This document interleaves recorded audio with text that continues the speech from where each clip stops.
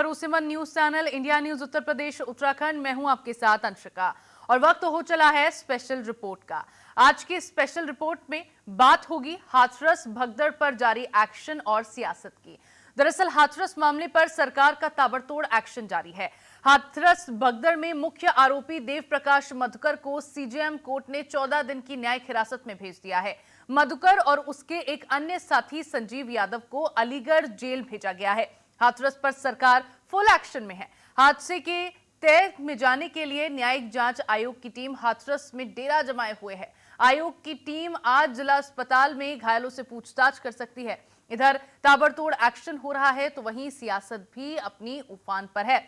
सपा और कांग्रेस सरकार पर हमलावर हैं। राहुल गांधी ने सीएम योगी को लेटर लिखकर दोषियों के खिलाफ कार्रवाई की मांग की है। साथ ही मुआवजे की राशि को कम बताकर मुआवजा राशि को बढ़ाने की मांग की गई है। तो वहीं हाथरस पर हो रहे एक्शन को लेकर अखिलेश यादव ने सरकार पर हमला बोला। सपा प्रमुख ने सोशल मीडिया प्लेटफॉर्म एक्स पर लिखा कि सरकार छोटी मोटी गिरफ्तारियां कर अपनी नाकामी छिपा रही है। तो वहीं बसपा सुप्रीमो मायावती ने भी हाथरस हादसे पर अपनी चुप्पी तोड़ी है। बसपा सुप्रीमो ने भोले बाबा को ढोंगी बताते हुए दलितों से अंधविश्वास में पड़कर भोले बाबा जैसे लोगों की शरण में ना जाने की अपील की है। साथ ही बाबा साहेब अंबेडकर के बताए रास्ते पर चलने की सलाह दी है। एक्शन और सियासत के इतर भोले बाबा के सेवादार का ऑडियो सामने आ गया है। इसमें वो कह रहा है कि बाबा ने कहा था आज प्रलय होगी, इसमें कई लोगों की मौत होगी। प्रलय हो भी गई, अपने आप ही लोग सड़क पर गिरने लगे, फिर लाशें बिछ गई। बहरहाल लाशें कैसे बिछी इसकी जांच तो हो ही रही है, लेकिन जांच की आंच बाबा तक पहुंचने वाली है। बाबा के खिलाफ अब बुलडोजर एक्शन की मांग होने लगी है। ऐसे में सवाल उठता है कि भोले बाबा आखिर कब तक पुलिस की जद होगा, क्योंकि ढोंगी बाबा पर बुलडोजर वाला एक्शन होगा। क्या विपक्ष मुद्दे पर बेवजह सियासत कर रहा है? आखिर विपक्ष भोले बाबा पर सीधे तौर पर हमलावर क्यों नहीं है? आज इन्हीं सवालों के इर्द गिर्द होगी मेहमानों से चर्चा, लेकिन उससे पहले हनुमानगढ़ी के महंत राजू दास ने भोले बाबा को हादसे का दोषी मानते हुए बुलडोजर वाले एक्शन की मांग की है। महंत राजू दास ने और क्या कुछ कहा है वो आप सुनिए। देखिए, शुद्ध रूप से हाथरस कांड को लेकर हम जो तथाकथित महात्मा है मैं उनको जिम्मेदारी मानता हूँ। और जिस प्रकार से हाथरस में जो टाई वाले बाबा जी थे, पैंट वाले बाबा जी थे, सूट बूट वाले बाबा जी, पहले बात तो संतों का अपमान हो रहा है, संतों का नाम बदनाम किया जा रहा है। क्या सूट बूट में कोई बाबा होता है क्या? अरे कम से कम अपनी लिबास तो सही रखो। भेष से देखिए, अब छोटा सा बच्चा है भगवा वेश में है तो 85 साल का बुजुर्ग है, भारत आस्थावान है, सीधे प्रणाम करता है। तो कम से कम आप मंच पर बैठकर देखा मैंने, जूता पहने हुए मंच पर बैठा है और लोगों को शिक्षा दे रहा है। ये शुद्ध रूप से वो जिम्मेदार हैं। मैं तो कहता हूँ पूज्य योगी आदित्यनाथ जी महाराज से निवेदन करता हूँ, बुलडोजर कब चलेगा?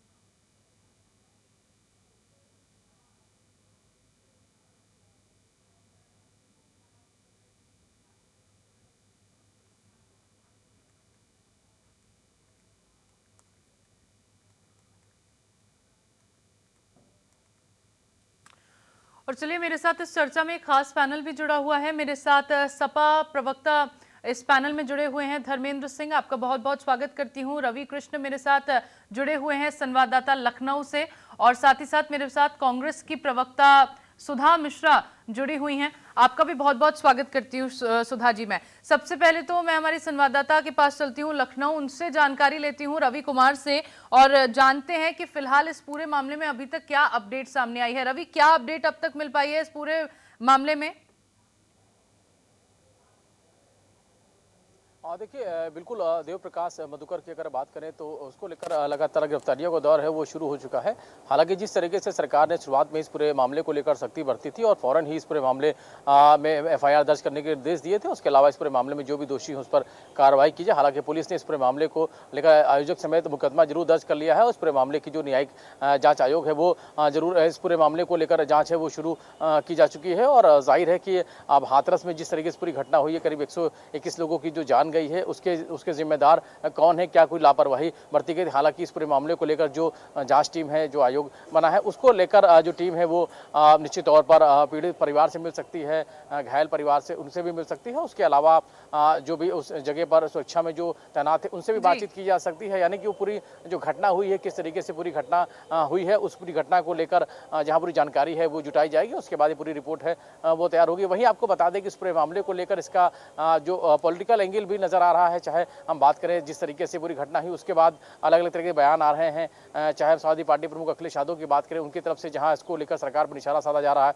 बसपा प्रमुख मायावती की तरफ से भी इसको लेकर बाकायदा है वो सोशल मीडिया के जरिए अपनी जो बयान है वो दिया गया है। उसके जरिए अंधविश्वास पर को लेकर जो लोग जुड़े हुए हैं उसके जरिए जो इस तरीके के बाबाओं के चंगुल में आ जाते हैं, यूँ कहें कि शिकार हो जाते हैं, तो ऐसे लोगों से दूर रहने की जो नसीहत है वो भी उनकी तरफ से दी गई है। कहीं ना कहीं एक बड़ी घटना हुई है, इस बड़ी घटना को लेकर सरकार पूरी तरीके से सख्त है और इस पूरी घटना का मुख्य दोषी कौन है उसको लेकर जानने की कोशिश की जा रही है। फिलहाल आप जिस तरीके से पूरी घटना हुई, घटना के बाद शुरुआती दौर में जो भी मृतक थे उनके परिवार वालों के साथ जहां संवेदनाएं व्यक्त की गई, घायलों को उचित इलाज मिले, उसके लिए जो निर्देश है मुख्यमंत्री योगी आदित्यनाथ की तरफ से दिए गए और बाकायदा सरकार की पूरी नजर है इस पूरी घटना को लेकर और जो भी इस पूरी घटना के पीछे जो भी जिम्मेदार है उसकी पहचान करने की कोशिश की जा रही है ताकि उस पर कार्रवाई की जाए। फिलहाल सवालों के जवाब ढूंढने भी अब बहुत ज्यादा जरूरी हो गए हैं, क्योंकि एक या दो नहीं, काफी बड़ी संख्या में यहाँ पर मौत का तांडव जो देखने को मिला है, बेहद हैरान कर देने वाला और दिल दहला देने वाला ये हादसा था। क्योंकि एक बाबा आता है, लोगों की आस्था का फायदा उठाता है, उनकी भक्ति का फायदा उठाता है, उन्हें गुमराह करता है, उन्हें अपने वश में कर लेता है एक तरह से, और फिर उनको धोखा देकर वहां से निकल जाता है। और उस बाबा की इस चालाकी का खामियाजा उन बेचारे मासूम लोगों को भुगतना पड़ता है जिन्होंने अपनी जान इस हादसे में गंवाई है। फिलहाल इस मामले में जांच होना बहुत जरूरी है। हालांकि मेरे साथ सपा प्रवक्ता और कांग्रेस प्रवक्ता दोनों जुड़े हुए हैं। सबसे पहले धर्मेंद्र जी, मैं आपके पास आती हूं इस अपडेट के बाद।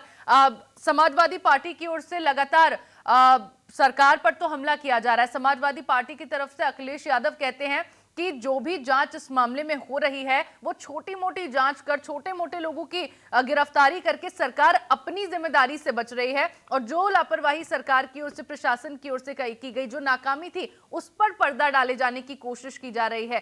क्यों इस तरह की बयानबाजी समाजवादी पार्टी की ओर से की गई? क्यों सीधे बाबा को लेकर कोई बयान नहीं दिया जा रहा पार्टी की ओर से? देखिए, हम जांच एजेंसी नहीं है कि बता दें किसके खिलाफ कार्रवाई, लेकिन ये सही है। देखिए, ये जो पहली बात तो ये एवॉइडेबल इंसिडेंट था जिसको टाला जा सकता था, लेकिन प्रशासन की लापरवाही ने इसको इनवाइटेड इंसिडेंट में बदल दिया। अगर समय रहते अपनी एसओपी कायदे से जांच स्थानीय प्रशासन किया होता कि कितनी भीड़ आएगी, किस तरह से उनका निकलने का, आने का, जाने का पानी की व्यवस्था, ऑक्सीजन की व्यवस्था, और साथ साथ ये कोई मिसहैपनिंग होती, कोई इंसिडेंट होता है तो मेडिकल सपोर्ट उसको कितना जल्दी से जल्दी उपलब्ध करा देंगे।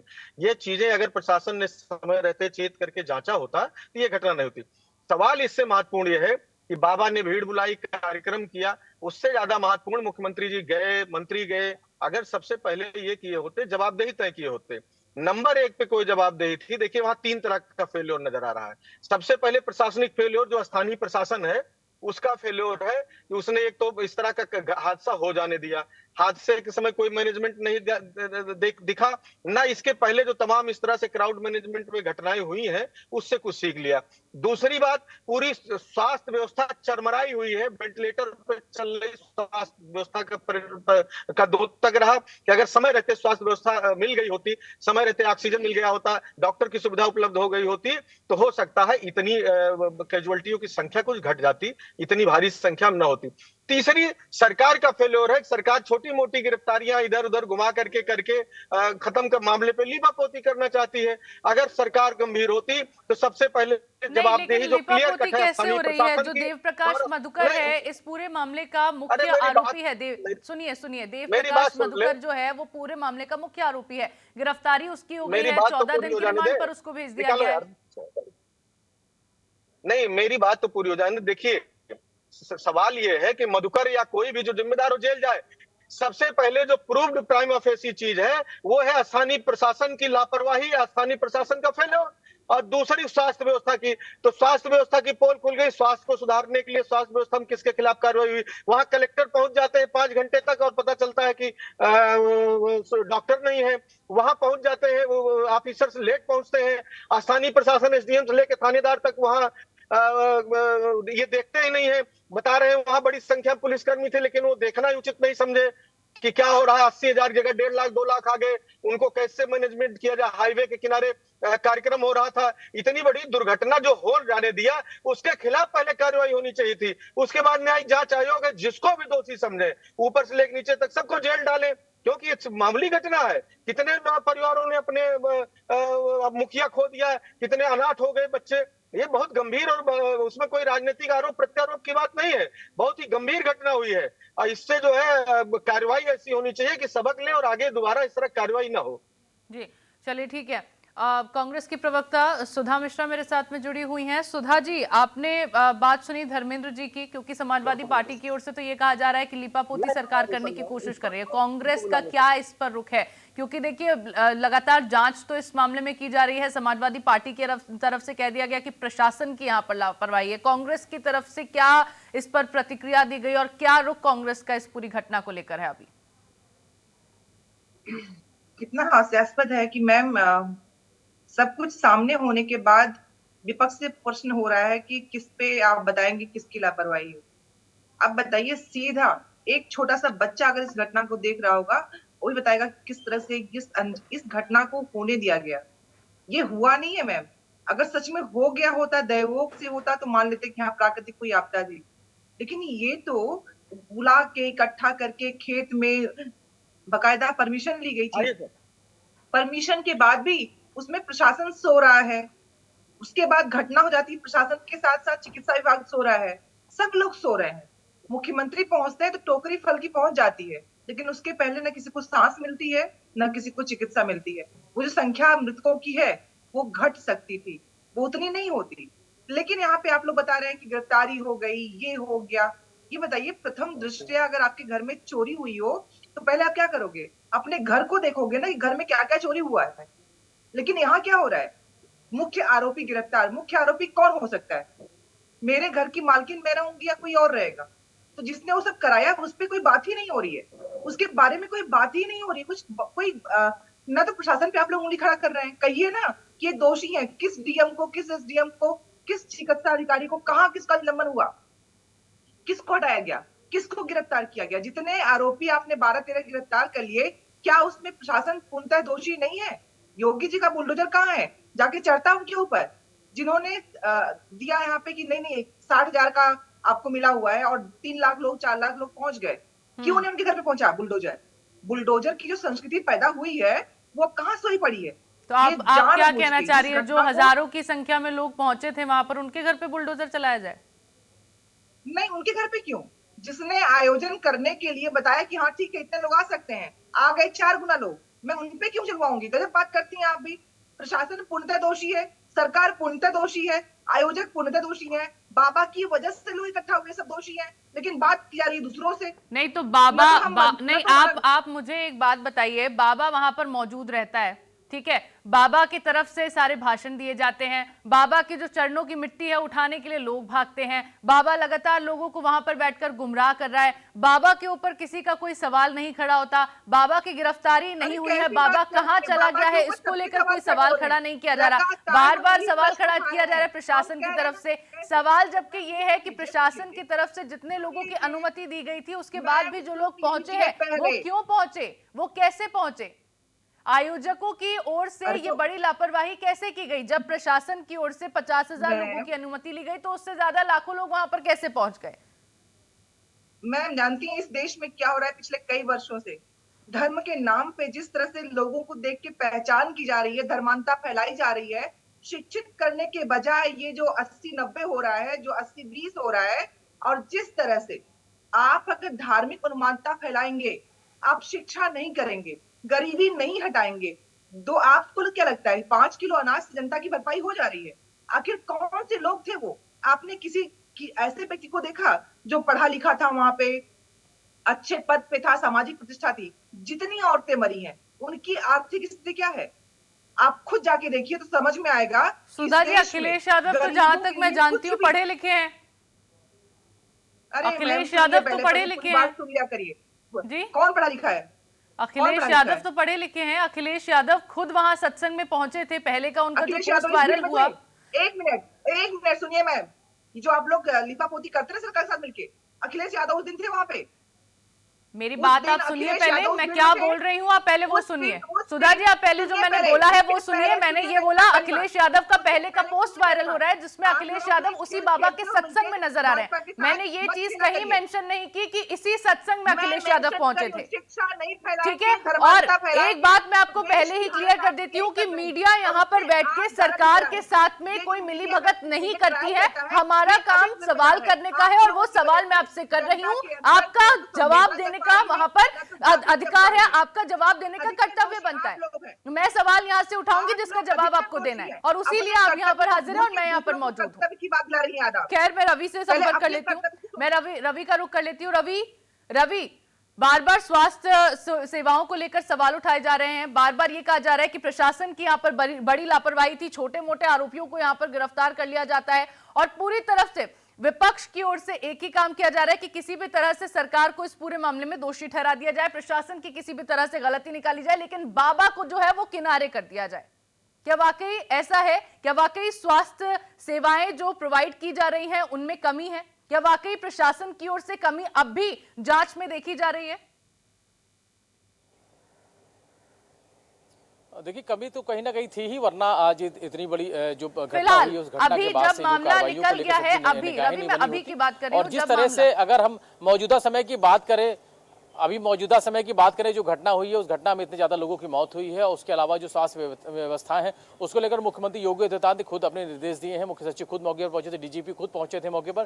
सबसे बड़ी बात यह है कि इतना बड़ा सत्संग का आयोजन किया जा रहा था और सबसे बड़ी बात यह है कि इतने सारे लोगों को वहां पर आमंत्रित किया गया था, यानी कि जो तय जो संख्या होनी चाहिए उससे कई गुना ज्यादा लोग वहां पर पहुंचे थे। और जो घटना हुई उस घटना के बारे में पहले से क्यों नहीं आगाह था कि ऐसी कुछ घटना हो सकती थी? जो सुरक्षा में लोग तैनात थे उनकी क्या अपनी जिम्मेदारी थी? सबसे बड़ी बात यह है कि इतनी बड़ी घटना को लेकर क्यों अंदेशा नहीं था? ऐसी घटना हो सकती है और सुरक्षा व्यवस्था इसीलिए मौजूद रहती है कि और आने जाने के रास्ते थे वो किस तरह से थे। तो तमाम सारे सवाल हैं, सवालों को जवाब तलाशने के लिए ही जांच टीम है वो वहां पर जो न्यायिक आयोग की जो टीम है वो वहां पर पहुंची हुई। सभी सवालों के जवाब है वो लिए जा रहे हैं और सबसे बड़ी बात यह है कब तक एक्शन होगा? लेकिन निश्चित तौर पर अब सरकार को पूरी रिपोर्ट है वो सौंपी जा रही है और सरकार को तय करना है कि इसमें कौन जिम्मेदार था, कौन लापरवाह था इस पूरे मामले को लेकर। क्योंकि इतना बड़ा सत्संग का आयोजन किया गया था, उसमें जो लोग पहुंचे थे वो भोले भाले आसपास के जिलों के लोग थे, वो वहां पर पहुंचे थे। इतनी बड़ी संख्या में लोग थे, महिलाएं थी, बच्चे थे, पुरुष थे। तो जाहिर है कि सत्संग का जो आयोजन किया जा रहा था उसको लेकर परमिशन ली गई थी, परमिशन किस आधार पर मांगी गई थी और उसमें क्या बताया गया था। और लेकिन परमिशन के बाद जब वहां पर जो इतनी बड़ी संख्या में लोग पहुंचे थे उनको लेकर सुरक्षा के क्या इंतजाम किए गए थे कि आखिर जो भीड़ बढ़ रही थी कि उसका अंदेशा नहीं था कि इतने ज्यादा लोग पहुंचे हुए हैं, उनको लेकर क्या कुछ जरूर इंतजाम करने की जरूरत, क्या वो इंतजाम सारे किए गए थे? क्योंकि गर्मी का मौसम था, ऐसे में तमाम सारे सवाल उठते हैं कि जो व्यवस्थाएं की गई थी वो कितनी मुकम्मल थी और जो सुरक्षा को लेकर जो जरूरी कदम उठाए जाने थे वो उठाए गए या नहीं उठाए गए। इस तमाम सारे सवालों के जवाब तो फिलहाल जो टीम है जो जांच कर रही है वो उसको सवाल के जवाब देगी। लेकिन सबसे बड़ी बात यह है कि जिस तरीके से भोले बाबा को लेकर सवाल उठ रहे हैं, जो FIR दर्ज की उसमें भोले बाबा का नाम नहीं था, उसको लेकर जरूर सवाल उठ रहे हैं कि इतना बड़ा जो आयोजन किया गया था उस आयोजन के बाद अभी भी जो भी भले गिरफ्तारियों का दौर शुरू हो गया, आयोजनकर्ताओं पे FIR दर्ज की, लेकिन ये पूरी जो जांच होगी वो जांच तय करेगी कि इसमें कौन कौन दोषी था, किसका क्या रोल था, किसमें किसकी क्या भूमिका थी, कौन जिम्मेदार था, कौन लापरवाही किसने बरती थी। तो तमाम सारे सवालों के जो जवाब है वो जांच के आधार पर ही तय होंगे। लेकिन कहीं ना कहीं एक बड़ा दुखद हादसा था और जिसको लेकर सरकार हालांकि जरूर पूरी तरीके से गंभीर नजर आ रही है। फौरन ही FIR दर्ज करने का आदेश दे दिए गए, दोषियों पर कार्रवाई के निर्देश है वो मुख्यमंत्री योगी आदित्यनाथ की तरफ से दे दिया गया है। मुख्य सचिव खुद मौके पर पहुंचते, डीजीपी खुद साथ में रहते हैं, तो जाहिर है कि सरकार कितनी संवेदनशील पूरी घटना को लेकर साफ होता है। सरकार खुद चाहती है कि इस पूरी घटना में जो भी दोषी हैं उनको सजा मिले, जो भी दोषी हैं वहीं जो भी पीड़ित परिवार है उनके साथ पूरी सरकार की संवेदनाएं हैं वो व्यक्त की गई हैं। हालांकि आर्थिक मदद के लिए जरूर मुख्यमंत्री योगी आदित्यनाथ की तरफ से तुरंत ही ऐलान कर दिया गया था, जो भी घायल हैं उनको समुचित इलाज में, इसके लिए सरकार को जो कदम उठाए सरकार ने उठाए, लेकिन लोकल स्तर पर जो कमी रह गई उसको ही समझने की कोशिश की जा रही है कि आखिर क्या कुछ कमी रहेगी जो इतनी बड़ी घटना हुई जिसमें कई सारे ऐसे मासूम लोग थे जिनको अपनी जान गंवानी पड़ी। हालांकि विपक्ष जरूर इसको लेकर सवाल उठा रहा है, लेकिन फिलहाल सरकार की तरफ से कार्रवाई को लेकर निर्देश जो दिए गए वो जारी है और जांच के आधार पर ही बाकी चीजें सामने आएंगी कि आखिर इस पूरी घटना का दोषी कौन था, कौन जिम्मेदार था। बिल्कुल रवि, इस बात का पता लगाया जाना भी बहुत ज्यादा जरूरी है। सुधा जी, राहुल गांधी जो है हाथरस गए हैं, लोगों से वहां पर मुलाकात की है, क्या कुछ हुआ वहां पर उन्होंने जाना, और उसके बाद अब पत्र लिखकर उन्होंने ये भी मांग की है कि मुआवजे की जो राशि है वो बहुत कम है, उसको बढ़ाया जाना चाहिए। जी बिल्कुल, जिस तरह से उनकी आर्थिक स्थिति है, आप लोगों ने भी फोटोग्राफ, आप लोग खुद गए होंगे, देखा होगा आप लोगों ने। मैंने इसीलिए इस बात को उठाया, आपने उस बात को ही काट दिया कि वो आर्थिक रूप से बहुत निर्बल लोग हैं और ऐसे ही लोगों को धार्मिक चीजों में फंसा के बहलाना सबसे आसान होता है। इसीलिए मैंने शिक्षा की बात की थी, इसीलिए मैंने रोजगार की बात की थी और आपने उस बात को तुरंत काट के उसको राजनीतिक रंग दे दिया। होता क्या है मैम, ये आप भी जानती हैं कि जब शिक्षा नहीं होगी, लोगों में तार्किक क्षमता नहीं होगी, वो सच झूठ तो तर्कों के आधार पे नहीं कर पाएंगे। इसीलिए जानबूझ के इतने वर्षों में जो सच में करना था, शिक्षा के लिए सब कुछ था, इतने प्राइमरी स्कूल थे, उस पे व्यवस्थाएं सही न करके ये सिर्फ प्राइवेट चीजों पे करने जा रहे हैं। आर्थिक रूप से निर्बल लोग कहाँ पहुंच पाएंगे जिनको सच में पढ़ने की जरूरत थी? तो जाहिर सी बात है वो भगवान के शरण में कोई ऐसा ऐसा बाबा प्रकट हो जाएगा जो उनको बहला फुसला के अपनी तरफ ले आएगा और ऐसी मौतें होती रहेंगी। ये मौत दैवी प्राकृतिक आपदा से होती तो एक बार आप मान लेते। गुजरात में भी एक बिल्डिंग गिरी है, सिर्फ 11 साल 10 साल हुए थे बने हुए। ये जो हो गया, आयोजन करा दिया गया, इतने लोग मर गए, कितने लोग जो गरीब थे, जिनकी माएं गई, बेटे गए, बच्चे गए, न जाने कितने लोग, उसमें आप जानती हैं महिलाओं की तादाद ज्यादा थी। तो जाहिर सी बात है जिन गरीब घरों के पूरा का पूरा 1 2 3 मौतें हुई हैं, आर्थिक भी आप नहीं दे पा रहे हो, आपने आयोजन अच्छे से नहीं कराया, प्रशासन सजग नहीं रहा, इतनी मौतें हो गई, तो कम से कम उनको इतना तो कर सकते हो कि अब उनकी आर्थिक मजबूरी जो है उसको कुछ खत्म करने का प्रयास सरकार तो कर ही सकती है। इसीलिए उनकी उस दशा को देखते हुए राहुल जी ने इसकी बात की है और सरकार को इतना मानवीय तो होना ही चाहिए, इतना संवेदनशीलता तो होनी चाहिए कि कम से कम जो जो लोगों की वहां पे मौत हुई है, मुझे पता है मुआवजा बहुत बड़ी चीज नहीं होती है, कोई व्यक्ति वापस नहीं आता है, लेकिन दंश है, जो दर्द है, जो गरीबी है, उससे कुछ तो निजात पाएंगे, क्योंकि आपने परिवारों के, इतने परिवारों के लोग खत्म हुए हैं, वो परिवार टूटे हैं। जी, तो जाहिर सी बात है ये मानवीय संवेदना है, इसमें राजनीति नहीं। आपको जैसे ही मैंने कहना शुरू किया अपने अखिलेश यादव और जाने क्या क्या, अरे इस देश में पैरोल मिल। ठीक है सुधा जी, मेरे पास समय की बहुत कमी है। बहुत बहुत शुक्रिया आपका चर्चा में जुड़ने के लिए। धर्मेंद्र जी, आपका भी बहुत बहुत शुक्रिया चर्चा में जुड़ने के लिए, और रवि आपका भी बहुत बहुत शुक्रिया तमाम जानकारी दर्शकों तक साझा करने के लिए। तो स्पेशल